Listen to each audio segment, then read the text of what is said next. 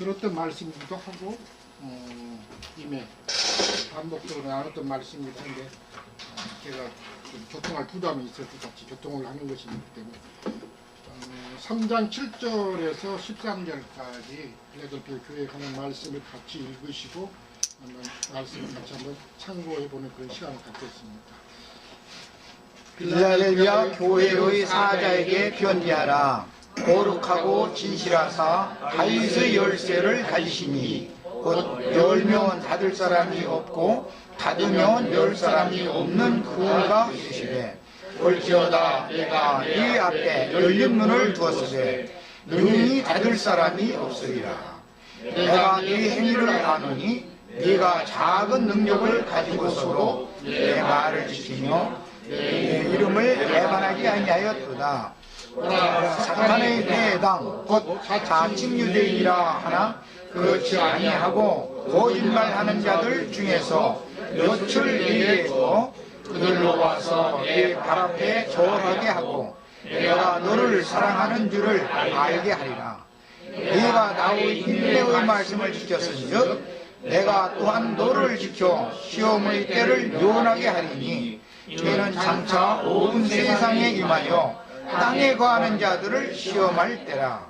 내가 속히 오리니 네가 가진 것을 굳게 잡아 아무도 네 멸관을 빼앗지 못하게 하라. 이기는 자는 내 하나님 성전에 기둥이 되게 하리니 그가 결코 다시 나가지 아니하리라. 내가 하나님의 이름과 하나님의 성 곧 하늘에서 내 하나님께로부터 내려오는 새 예루살렘의 이름과 나의 새 이름을 그 위에 기록하리라. 귀 있는 자는 성령이 교회들에게 하시는 말씀을 들을지어다. 아멘.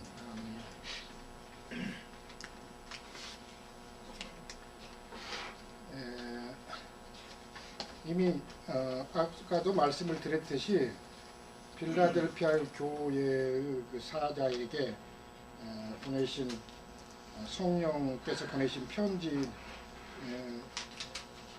종합적인 것은 아마 우리 나영재님을 통해서 몇 시간에 거쳐서 말씀을 같이 나누고 지금은 오전부터는 본문 말씀을 들어가서 구체적인 말씀들을 같이 선고를 하시는데 저도 그 본문 말씀보다도 그런 하나님께서 필라델피아 교회 사자에게 보내신 그런 시기적인 것이라든가 또 하나님의 그 경륜적인 그 다음에 진리 차원에서 종합적으로 좀 본문의 어떤 말씀 보다는 구체적이고 좀 뭐랄까 통합적인 그런 말씀을 조금 더 나누고 싶어서 현재 장애인들 같이 이런 말씀을 상고할 그런 기회를 가졌으면 하는 차원에서 말씀을 드리는 겁니다. 교회는 잘 아시다시피 모든 구속받는 영혼들의 안식처이죠. 그렇죠? 그럴 뿐만 아니라 모든 영혼들의 주인이신 주님의 안식처이기도 합니다. 마태복음 8장에서 아마 잘 아시겠지만 주님이 이 땅에 오셔서 사역을 시작하시고 사람들에게 천국 복음을 증거하시면서 하신 말씀 가운데에서 여우도 굴이 있고 공중의 새도 거처가 있으되 인자는 머리 둘 곳이 없다 이런 말씀을 하셨던 것을 아마 잘 기억하실 것입니다. 그래서 거기 보시면은 여우도 굴이 있고 그런 것은 그때 당시에 오늘 마태복음 읽었던 말씀처럼 땅에 이스라엘 나라를 다스리고 있던 왕이었던 헤롯을 염두에 두고 하신 말씀이었었고 공중의 새라는 것은 악의 영들 특히 사단을 염두에 두고 하셨던 말씀인데 그런 공중의 새들도 거처가 있었지만은 모든 영혼들의 주인이시고 특별히 구속받은 형제 자매님들의 영혼 주인이었던 주님이 이 땅에 오셨던 것은 그 안식처 거처를 얻고자 해서 이 땅에 오셨는데 그분이 안식할 수 있는 거처인 교회가 아직 구체적으로 나타나지 않았기 때문에 주님께서 그 말씀을 하셨던 것들을 아마 잘 아실 것입니다. 그런 것처럼 이 안식처에 관한 말씀은 성경 중심 내용입니다, 실제는. 그래서 이것은 창세기부터 시작된 말씀인데 우리가 잘 알겠지만 첫사람 아담과 하와에게 주셨던 안식처, 에덴 동산이죠. 동산이 하나님의 말씀이 거기서부터 시작되었던 것을 볼 수가 있는데, 어쨌든 첫사람에게 주셨던 에덴 동산으로 계시던 그 안식처는 우리가 잘 아시고 있겠지만은 완전한 것이 아니었죠. 완전한 것이었더라면 악한 것에 의해서 훼손되지 않았었겠죠. 그렇기 때문에 이것은 많은 계시가 필요한 걸 볼 수가 있습니다. 그래서 첫사람에게 주셨던 그 안식처인 에덴 동산은 완전한 주님이 묻고자 하시는 안식처인 것이 아닌 것을 배경을 깔고 주셨던 말씀인 것을 잘 기억하시면서, 그렇기 때문에 성경에서는 항상 첫 것은 완전한 것이 아니다. 그래서 둘째 것을 세워서 완전케 하시는 것이 하나님의 경륜이라는 것을 성경은 늘 제시하고 있는 것이기 때문에, 그런 관점에서 보면 결국은 둘째 사람, 새 언약을 통해서 신약에서 제자들에게 주셨던 말씀이 주님이 원래 세우고자 했었던 안식처를 얻고자 하시는 그런 말씀인 것을 우리 형제자매님들 잘 기억해 보시면서, 그렇기 때문에 첫 것은 항상 폐해져야 되고, 둘째 것, 곧 새 사람들에게 주셨던 새 언약을 통해서 하나님의 완전하신 거처, 마태복음 16장에서는 베드로에게 주신 말씀이 너는 베드로라, 이 반석 위에 내 교회를 세우려니 음부의 권세가 이기지 못할 것이다, 해하지 못할 것이라는 말씀을 주셨습니다. 그렇기 때문에 교회는 창세기에서 말씀하셨던 첫사람에게 주신 거처, 안식처가 아니고 실제는 둘째 사람들에게 주셨던 영원한 안식처가 되는 것이기 때문에, 둘째 사람들 예수님의 그 영으로 말미암아 거듭나고 마음이 새로워진 새 사람들을 통해서 세우시는 교회를 통해서 하나님의 영원한 거처를, 안식처를 삼으시겠다 하시는 것이 하나님의 뜻이었던 걸 볼 수가 있는데, 나중에 에베소서를 통해서는 말씀하실 때 거룩하고 흠이 없는 영광스러운 교회를 하나님은 세우시고자 하신다는 말씀을 에베소서를 통해서 주셨던 것을 잘 기억하시면서, 이렇게 성경은 하나님과 사람의 구속받은 사람들의 그 안식처를 하나님은 얻으셔야 되고, 그 안식처를 통해서 하나님도 안식하시고 구속받은 사람들도 영혼의 안식처 안에서 영원히 영생하고 안식할 수 있도록 하시는 것이 성경의 아주 중심 내용인 것을 아마 형제자매들 잘 아실 것입니다. 그렇기 때문에 오늘 계시록 7교회에 관한 말씀 가운데 특별히 형제사랑의 교회인 빌라델피아 교회의 사자에게 보내신 그 말씀들을 잘 참고해 보시면서, 교회가 주님 앞에 구속받은 영혼들의 안식처이기 때문에 완전한 안식처로 하나님 앞에 세워져야만이 주님의 뜻이 성취되는 것이기 때문에, 이런 관점들을 좀 보시면서 7교회 가운데에서 왜 빌라델피아 교회, 물론 서문화 교회에도 회개케 하시는 말씀이라든가 책망의 말씀은 없었죠. 그러나 거기서는 특별하게 주님이 그들을 사랑하신다는 말씀을 하신 것은 아닌 걸 볼 수가 있습니다. 그러나 빌라델피아 교회에게는 내가 너를 사랑하는 줄을 내가 알리라, 책망과 회개의 말씀이 없지만은 특별히 주님께서 사랑하신다, 이런 말씀을 하신 걸 볼 수가 있습니다. 남편 대신 그분께서 모든 교회의 지체된 형제 자매님들은 배필이 될 사람들이기 때문에 배필이 될 신랑이 신부를 향해서 사랑한다, 이렇게 말씀하시는 것 보면 그것처럼 좀 영광스러운 것은 또 없죠, 사실은요. 그래서 우리가 기왕이면 주님 앞에 부르심을 받고 주님 앞에 교회 생활을 하되 사랑받는 그런 위치에까지 나간다는 것은 참으로 영광스럽고 귀한 것임을 볼 수가 있습니다. 이런 차원에서 말씀들을 보시면서 왜 필라델피아 교회에 이런 말씀을 주셨고, 우리는 어떤 교회 생활을 실행해야 되는 것인가, 또 어떤 교회에 관한 이상을 봐야 되는 것인가, 이런 것들을 같이 종합적으로 머릿속에서, 마음속에서 한번 새겨가면서 말씀을 한번 나눠보기를 원합니다. 저는 두 가지 측면에서 오늘 교통을 드리고 싶어요.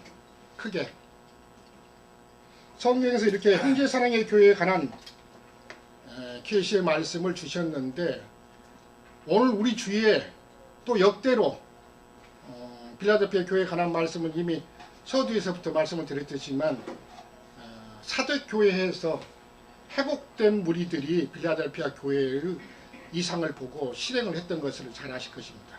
그 시작은 영국에서 일어난 형제에서부터 시작되었다는 것을 아마 이미 말씀을 나누셨기 때문에 거기에 대한 말씀은 아주 더 이상 언급하지 않겠지만은, 거기서부터 시작된 벌써 200~300년이 다 지났어요. 시기적으로도 사실.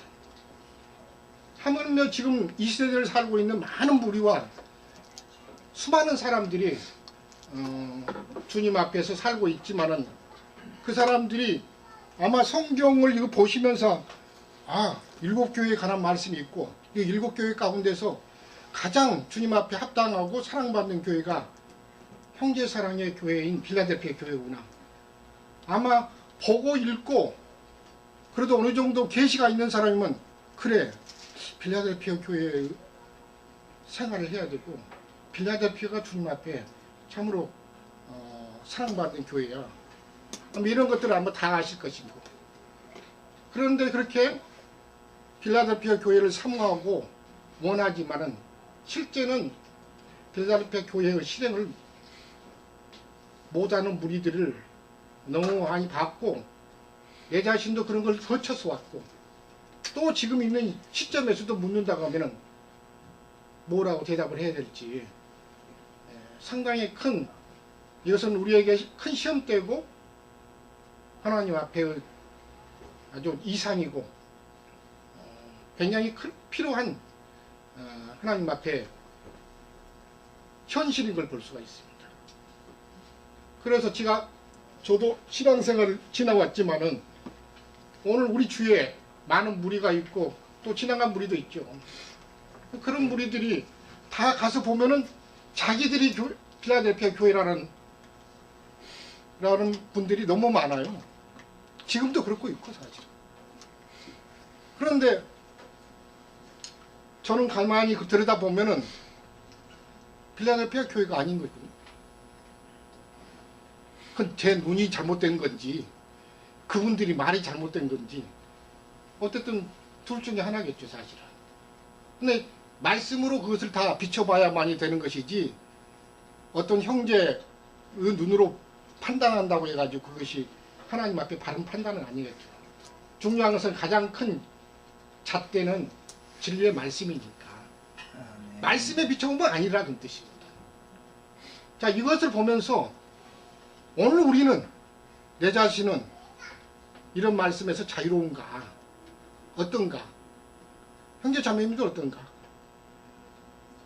이런 것들을 주님 앞에서 한번 가져가 보는 의미에서 잠깐 교통을 드리는데, 크게는 사대교회가 회복을 해서, 다른 말로는 개혁이죠 사실은.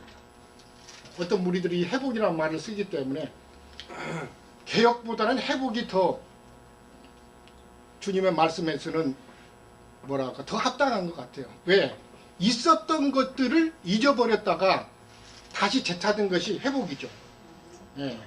그래서 엄밀하게 개혁보다는 회복이란 말이, 이런 말을 많이 쓰는 무리가 있어요 사실은. 나는 그 말씀이 참 좋다고 느껴져요. 나 그 무리들가 쓰니까 나는 안 써야 되겠다, 그런 차원은 아니고, 개혁도 참 좋지만은 회복이라는 말이 참 좋다. 왜? 성경에 분명히 우리에게 주셨던 말씀이었는데 잊어버렸다가 되찾은 것을 회복이라고 하는 것이기 때문에. 그래서 빌라델피아 교회 이상을 보고 사모는 하지만은, 많은 무리가 빌라델피아 교회의 세우지를 못하고 실행을 하지 못하는 것들을 저 나름대로 크게 두 가지를 한번 짚어봤습니다 사실은. 우리에게도 이것은 굉장히 중요한 말씀이기 때문에 가져가 볼 필요가 있죠. 첫 번째는 사대교회가 두아디라 교회에서 개혁한 무리들로 나타났다가 많은 것을 사실은 개혁을 했습니다. 회복을 하고. 그렇지만은 완전하게 개혁하고 회복하지는 못했죠. 제일 큰 것이 오늘 필라델피아 교회라는 것은 형제사랑의 교회를 말하는 것이기 때문에 성경에는 형제라는 것과 이미 말씀 나눴던 것입니다. 그 다음에 성경에는 사랑이라는 것이 두 가지가 다 있어요. 그래서 형제사랑을 회복한 것이 필라델피아 교회인데 중요한 것은 진리를 완전하게 회복한 것이 필라델피아 교회가 되는 것입니다. 그러니까 가장 완전하게 개혁한 교회가 필라델피아 교회라고 말씀드릴 수 있겠죠. 그렇다 하더라도 진리를 완전하게 회복하고 개혁했다 할지라도 그 말씀을 따라서 살 만한 오늘 말씀이 그 말씀을 지켰다고 그랬는데 지킬 수 있는 능력이 안 되면은 필라델피아 교회 실행을 할 수 없죠, 사실은요. 두 가지 차원에서 말씀을 드리고자 한다는 뜻입니다. 아마 세상적인 예를 잠깐 들어보겠습니다. 올해 대한민국에는 두 가지 선거가 큰 선거가 있습니다. 봄에는 국회의원을 뽑는 총선이 있고 늦가을에는 이 나라를 아주 이끌어가는 행정부의 수반이었던 대통령을 뽑는 선거가 있는데 저는 가만히 생각해 봅니다. 많은 때 한국의 민주주의와 그 다음에 민주주의 국가의 모델이고 표본인 미국의 민주주의와 왜 그렇게 다른 것인가. 아마 미국이 민주주의가 한국 같았더라면 아마 엉망진창이 됐을 거라는 생각을 합니다. 그러면서 내일 모레 이제 선거하겠다고 아마 지금 TV라든가 그런 매스컴을 보면 아주 제일 많이 오르내리는 것이 선거에 관한 이야기를 하고 있는 것인데 제가 그래서 한국의 그런 민주주의 많은 사람들이 민주주의 국가를 세우기 원하고 그걸 운영하기를 원하는데 한국은 많은 것이 삐그덕거린 것을 많이 보면서 왜 미국과 같이 하지 못하는 건가 그런 것들을 많이 생각해 봅니다. 사실은. 그러다 보니까 요새는 그 정치권 여의도 그 법을 세우는 사람들이 뭘 하냐면 이제는 국민들에게 지지를 못 받다 보니까 어떻게 해요?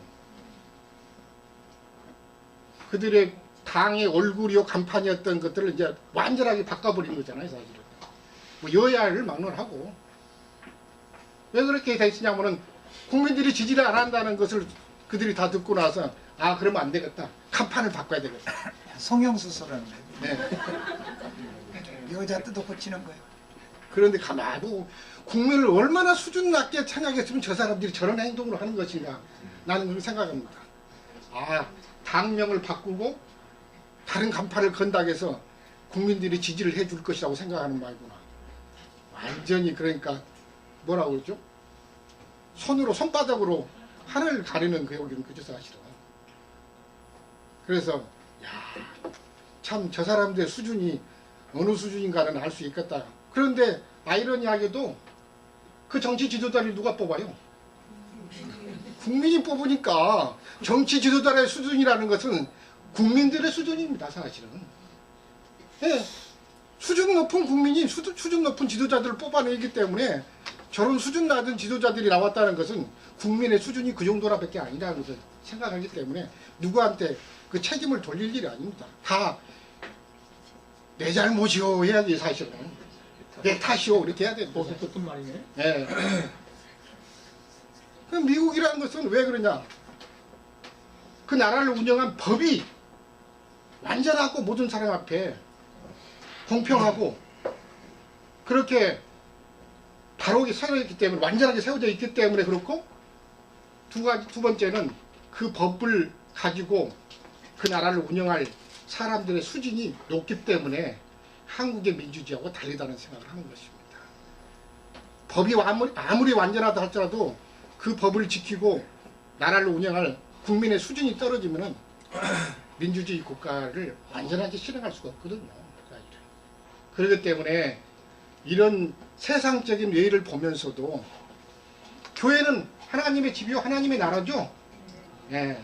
그렇기 때문에 나라를 잘 운영하려면 바로 세우고 바로 운영하려면 법이 완전하게 세워져야 할 뿐만 아니라 그 법이 세워진다는 것은 진리의 말씀이 완전하게 개혁되고 회복되어져서 세워져야 되는 것이고, 두 번째는 그 법을 운영할 사람들인 형제 자매님들의 영적인 수준이 성숙이 되어야만이 주님이 말씀하시는 형제 사랑의 교회를 세우고 실행할 수 있다고 저는 보는 것입니다. 사실은 제가 보는 것이 형제 자매님들은 어떤 거예요? 보는가 모르겠지만 어쨌든 저는 주님 앞에 그렇게 맡았어요. 사실은 세상적인 것도 다 A표입니다. 사실은. 그래서 많은 무리들이 가서 보면 우리가 빌라델피아 교회다. 아, 우리는 빌라델피아 교회 생각합니다. 그런데 말씀에 비춰보면 아니거든. 법이 완전하지가 않아. 말씀이 완전하게 개혁되지 않았어요. 그런데 계속 빌라델피아 교회라고 하는데, 그럴 뿐만 아니라 그 내용, 그 안에를 들여다보면은 형제사랑의 교회를 실행하고 있지는 않은 것입니다. 많은 것이 편향적이죠. 치우쳐 있고. 이런 것들을 밖으로 보면서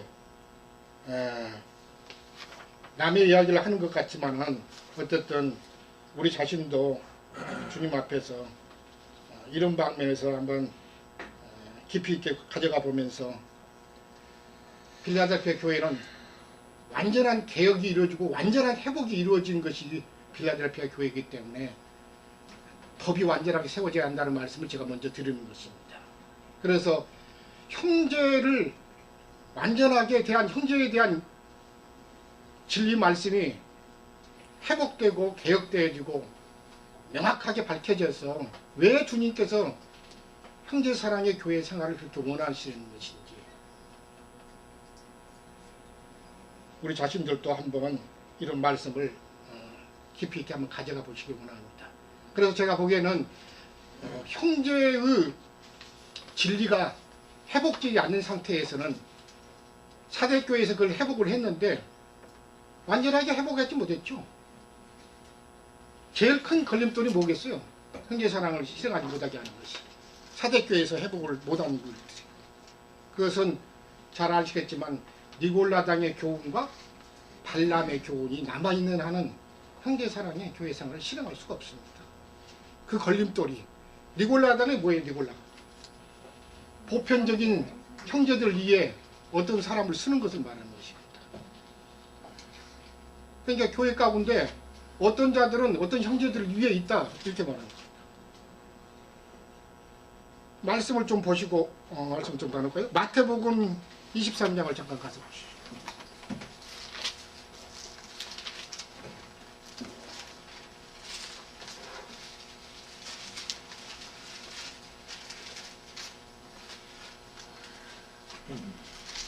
(23장) 1절부터 12절까지만 보겠습니다. 이에 예수께서 무리와 제자들에게 말씀하여 이르시되 서기관들과 바리새인들이 모세의 자리에 앉았으니 그러므로 무엇이든지 그들이 말하는 바는 행하고 지키되 그들이 하는 행위는 본받지 말라. 그들은 말만 하고 행하지 아니하며 또 무거운 짐을 묻고 사람의 어깨에 지우되 자기는 이것을 한 손가락으로도 움직이려 하지 아니하며 그들의 모든 행위를 사람에게 보이고자 하나니 곧 그 경문의 띠를 넓게 하며 옷을 길게 하고 잔치의 입자리와 회당의 높은 자리와 시장에서 문안 받는 것과 사람에게 납비라 칭함을 받는 것을 좋아하느니라. 그러나 너희는 납비라 칭함을 받지 말라. 너희 선생은 하나요 너희는 다 형제이니라. 그 말씀을 잘 기억하십니다. 너희는 다 형제이니라. 자, 9절. 땅에 있는 자를 아버지라 하지 말라. 너희의 아버지는 한 분이시니 곧 하늘에 계신 이시니라. 또한 지도자라 칭함을 받지 말라. 너희의 지도자는 한 분이시니 곧 그리스도시니라. 너희 중에 큰 자는 너희를 섬기는 자가 되어야 하리라. 누구든지 자기를 높이는 자는 낮아지고 누구든지 자기를 낮추는 자는 높아지리라. 거기 8절부터 12절에 있는 말씀 가운데 랍비, 선생이라 칭함을 받고 선생된 자들, 그 다음에 땅에 있는 자를 아버지라 하지 말라고 했는데 아버지의 그런 자리에 있는 자들, 또 지도자의 자리에 있는 자들, 그럴 뿐만 다 이 자들은 11절에서 큰 자들이죠. 예, 큰 자가 있는 한은 형제사랑에 교회 실행을 할 수가 없죠, 사실은. 왜? 그가 교회 가운데 높임을 받아야 되고 그 가운데 대우를 받아야 되기 때문에 형제사랑이 실행될 수가 없는 것이죠. 그렇기 때문에 큰 자는 너희를 섬기는 자가 되어야 하리라. 누구든지 자기를 높이는 자는 낮아지고 누구든지 자기를 낮추는 자는 높아질 것이라. 이 말씀으로 이렇게 마무리를 하시면서 제자들에게는 너희는 다 형제니라. 그래서 높이지 말아라, 형제들 가운데서. 그래서 교회 가운데 니골라당의 교훈이 들어오는 한, 이것은 성직자 제도를 실행하는 한 형제사랑의 교회 생활을 실행할 수가 없는 가장 큰 걸림돌입니다. 이것이 에베소 교회 시작에서부터 니골라당의 교훈이 들어왔던 걸 볼 수가 있습니다. 그래서 계속해서 교회 가운데 그것이 심어져 있어 교회를 완전하게 회복하지 못하게 하는 걸림돌로 작용하다가 사대교회에서도 이것이 완전하게 회복되지 않았어요, 사실은요. 신부라 칭하는 자들, 그 다음에 목사라 칭하는 자들, 이 다 자기를 똑같이 형제라고 부르면 과연 그들이 좋아하겠냐고, 사실은요. 싫어한단 말이에요, 사실. 아마 그런 교통들을 이미 나인님께서 지난번에 몇 시간에 걸쳐서 같이 우리가 교통을 드렸었습니다. 그래서 이 니골라당의 교훈, 발람의 교훈을 하나님의 교회 가운데서 회복하는 것은 빌라델피아 교회 생을 실행하는 가장 큰 기초돌인 걸 볼 수가 있습니다. 그럴 뿐만 아니라 물질적인 성전을 제도를 실행하고 거기서 모임을 갖는 한은 형제사랑의 교회 생활을 실행할 수가 없는 거죠. 그렇기 때문에 이런 진리들이 회복이 안 되기 때문에 아무리 그들 가운데서는 마음에 원하고 사모하지만은 빌라델피아 교회의 실행을 할 수가 없는 것입니다. 그 자체가 있는 한은. 특별하게 이 니골라당들은 창세기에서부터 근거된 말씀입니다. 창세기 6장에서부터 같이 잠깐 가서 보시죠.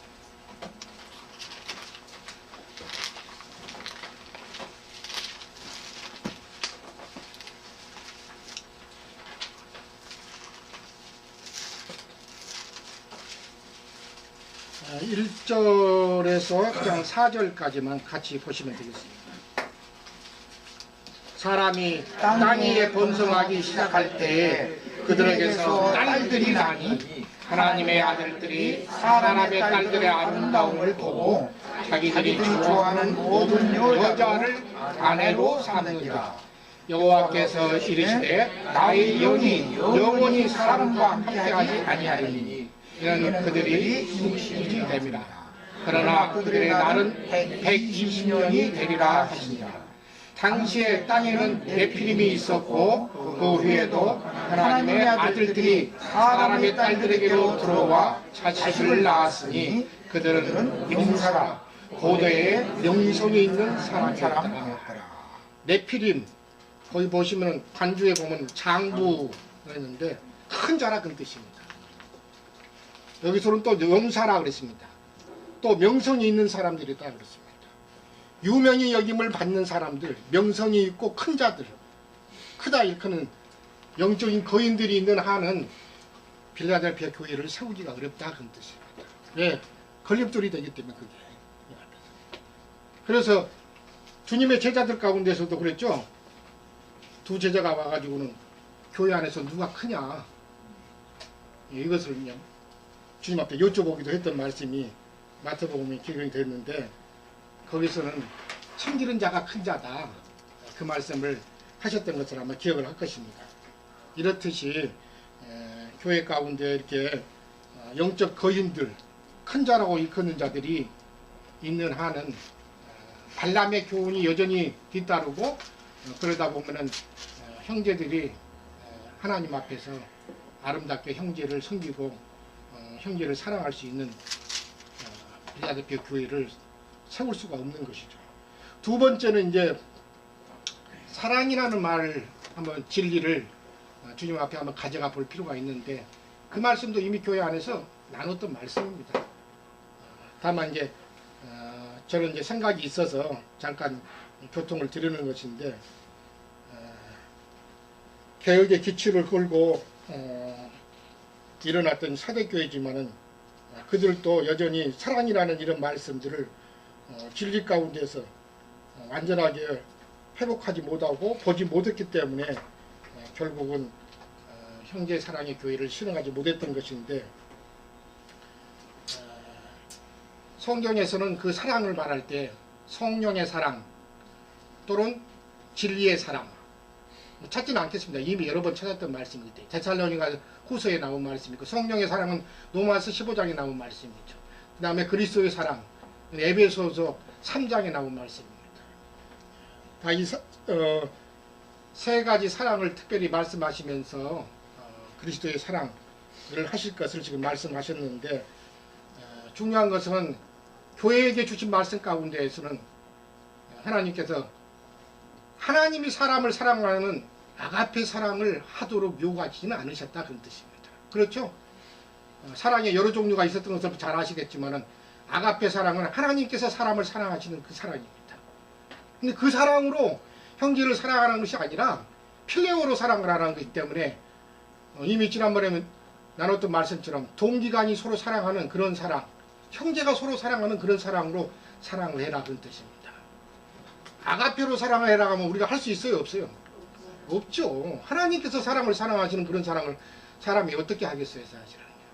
그러나 우리가 다 우리 속사람은 사람의 아들입니까? 하나님의 아들입니까? 그렇습니다. 말씀으로 난 자들은 다 하나님 아들이고 하나님의 족보에 기록된 사람들입니다. 그러니까 우리 속사람은 사실 사람의 아들이 아닙니다. 하나님의 아들이기 때문에. 그런데 육의 장막을 갖고 있기 때문에 주님께서 하나님처럼 사랑할 수 없는 것이기 때문에 사람이 서로 사랑하는 것 차원을 넘어서 깨끗한 양심에 새로워진 그 마음 안에서 나오는 새 사람으로 형제를 사랑하라. 그것이 진리가 말씀하시는 형제 사랑입니다. 그렇죠? 양심이 새로워지고 부패된 마음이 새로워져서 새 사람 안에서 나오는 그 사랑으로 형제를 사랑하라고 하셨던 것이 형제 사랑이기 때문에 그게 어려운 것은 아닙니다. 주님이 세 계명을 주시면서 요한일서에서 말씀하실 때 5장 잠깐 가서 한번 보시죠. 어려운 것이 아니고 무거운 것이 아니다 이렇게 말씀하십니다.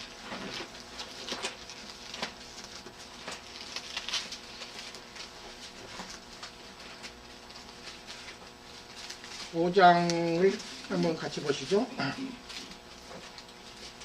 5장 2절 3절 같이 보겠습니다. 우리가 하나님을 사랑하고 그의 이로써 하나님의 자녀를 사랑하는 줄 아느니라. 거기 계명들을 지킬 때 이로써 우리가 하나님의 자녀 형제들이죠. 형제들을 사랑하는 줄을 아느니라 이렇게 하시고 하나님을 사랑하는 것은 이것이니 우리가 그의 계명들을 지키는 것이라 이렇게 했습니다. 그러니까 우리가 입으로 하나님을 사랑합니다. 주님을 사랑합니다. 하는 것도 다 말뿐이지 실제는 그 계명을 행하지 않는 자들은 지키는 자들이 아니면은 주님을 사랑하는 것을 주님께서 인정하지 않으신다 그런 뜻입니다. 그렇죠? 그의 계명들은 그런데 뭐라고 했어요? 무거운 것이 아니로다. 이 말씀이 어디서부터 근거된 말씀이죠? 마태복음 11장의 말씀에 근거한 것입니다. 주님의 멍에는 쉽고 주님이 주시는 짐은 가벼움이나에서 근거된 말씀입니다. 주님이 주시는 멍에는 쉽고 그 짐은 가볍다. 왜? 세 계명을 우리에게 주셨고 그 세 계명을 지키러 가셨는데 이 계명은 무거워서 지키지도 못할 그런 계명과 어려운 것을 주시면 우리가 어떻게 하겠습니까? 이것은 다 할 수 있는 일입니다. 아까도 말씀을 드렸지 형제 사랑의 교회를 실행하기 위해서는 양심이 새로워져야 되고 영이 새로워져야 되고 부패된 마음 세상의 영에 의해서 부패되어 있는 사람의 마음을 가지고는 형제 사랑을 실행할 수 없다는 뜻입니다. 그래서 양심이 새로워져야 되고 부패된 마음이 새로워져야만이 주님이 주시는 이 계명을 실행할 수가 있는 것이죠. 저는 이 말씀에서 많은 것을 생각해 봅니다. 하나님을 사랑하는 이것은 이것이니 이렇게 하면서 그의 계명들을 지키는 것이 하나님을 사랑하는 것이지, 우리가 주님 사랑합니다, 아마 사랑하지 않는다는 분은 한 분도 없을 겁니다. 그러는데 주님은 그래 네가 나를 사랑하면 계명들을 지켜라 이렇게 말씀하시는 것입니다. 자, 이 말씀은 요한복음에서부터 근거한 말씀인데 좀 보고 가기로 원합니다. 요한복음 14장에서부터 보겠습니다. 14장 앞에 13장 2절 34절 35절 보시고 그리고 14장을 보겠습니다. 34절 35절 보겠습니다. 13장 새 계명을 너희에게 주노니 서로 사랑하라. 내가 너희를 사랑한 것 같이 너희도 서로 사랑하라. 너희가 서로 사랑하면 이로써 모든 사람이 너희가 내 제자인 줄 알리라. 서로 사랑하면은, 그런 형제 사랑이 실행이 되면은 모든 사람이 주님의 너희가 제자인 걸로 인정을 해 주시겠다 이렇게 말씀하셨어요. 그러니까 절대 말로 된 게 아니라는 것을 지금 말씀하시는 것입니다. 자, 14장으로 넘어와 가지고 15절 보시고 21절부터 24절까지 같이 보겠습니다. 너희가 나를 사랑하면 나의 계명을 지키리라 이렇게 말씀하시고 21절부터 보겠습니다. 나의 계명을 지키는 자라야 나를 사랑하는 자니 나를 사랑하는 자는 내 아버지께 사랑을 받을 것이요. 계시록의 필라델피아 교회에도 주님이 너희를 사랑하는 것을 보게 하실 것이라고 했죠. 알게 하실 것이라고 했죠. 내가 너희를 사랑하는 것을 자칭 유대인이라는 자들에게 알게 해주겠다 이렇게 했는데, 여기서도 내 아버지께 사랑을 받을 것이라 이렇게 말씀하셨습니다. 그 계명을 지키는 자들이 나도 그를 사랑하여 그에게 나를 나타내리라 이렇게 하셨습니다. 자, 더 보겠습니다. 가룟이 아닌 유다가 이르되 주여 어찌하여 자기를 우리에게는 나타내시고 세상에는 아니하려 하시나이까. 예수께서 대답하여 이르시되 사람이 나를 사랑하면 내 말을 지키리니. 계속해서 말로만 하지 말고 나를 참으로 사랑한다면 계명을 지키는 것으로 나타나야 된다. 그래서 내 말을 지키리니, 근데 계시록에서는 인내의 말씀을 지켰다 이렇게 했었습니다. 또 내 말을 지켰다 이렇게 말씀하셨어요. 지키리니 내 아버지께서 그를 사랑하실 것이요 우리가 그에게 가서 그 절을 그와 함께 하리라. 나를 사랑하지 아니하는 자는 내 말을 지키지 아니하나니 너희가 듣는 말은 내 말이 아니요 나를 보내신 아버지의 말씀이니라. 요한일서 5장에 있는 말씀도 요한복음 14장의 말씀을 근거로 하신 말씀입니다. 동일하게 다 요한 형제님이 주님께서 받아서 말씀하신 것이기 때문에. 자, 이렇듯이 성경에서는 형제라는 진리를 회복하는 것과 형제 사랑을 가로막는 것이 교회 안에서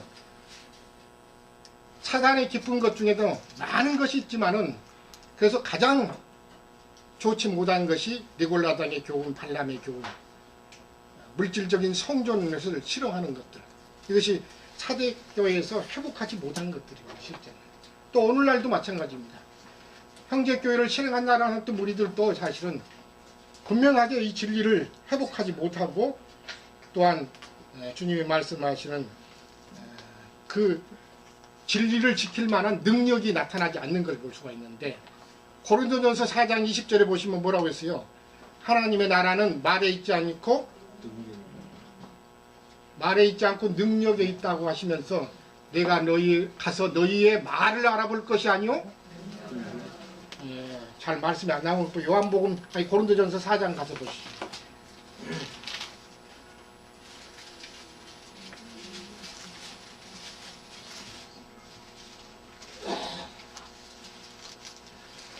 (19절) 20절 두 절만 보겠습니다. 주께서 허락하시면 내가 너희에게 속히 나가서 교만한 자들의 말이 아니라 오직 그 능력을 알아보겠으니 하나님의 나라는 말에 있지 아니하고 오직 능력에 있습니다. 그랬습니다. 말만 하고 말 많은 자들, 우리는 말에 우리 자신들의 어떤 것을 두지 마시고 하나님의 말씀을 지킬 수 있는 능력이 우리 자신에게 나가는 것인가, 말씀을 지킬 수 있는 능력이 내게 있는 것인가를 한번 생각해 보는 그런 관점에서 한번 생각을 해보시기 원합니다. 그래서 계시록에서도 요한 형제님이 계시록의 말씀을 썼지만은 그가 하나님의 말씀을 맡은 사도였고 또한 예루살렘의 교회를 섬기는 장로였지만 계시록에 가서 주님 앞에 가기 직전에는 그는 내가 장로다, 내가 사도다 이런 말씀을 한 것이 아니라 나는 너희 형제요 이렇게 말씀하시면서 마지막 계시록의 말씀을 마쳤던 걸 볼 수가 있는데 그 말씀은 3번이나 하셨어요. 어떤 사자들이 요한에게 말씀을 주실 때 그 앞에 절하자고 했는데 나는 너희와 같이 된 형제들이고 종이다 이 말씀을 하시면서 경배하지 못하게 했던 것들을 보게 하시는데, 이런 말씀들을 보시면서 우리가 필라델피아 교회의 실행을 그 다음에 그 말씀을 완전하게 회복하는 것인지 이런 것들을 주의 깊게 한번 생각해 보시면서 마지막으로는 우리가 필라델피아 교회와 에베소 교회를 좀 비교해 보는 그런 시간을 가지고 좀 마치겠습니다. 7교회에 관한 첫 번째 교회가 에베소 교회인데 에베소 교회는 그 문자적인 의미가 바람직한 그런 교회를 말씀하셨어요. 특별하게 에베소 교회가 책망받은 것은 처음 사랑을 버린 것 때문에 주님 앞에 회개의 말씀을 받고 책망의 말씀을 들었는데 거기 보시면은 무슨 사랑을 버렸다고 했어요? 처음 사랑. 그 처음이라는 것이 가장 좋은 사랑을 버렸다 그랬습니다.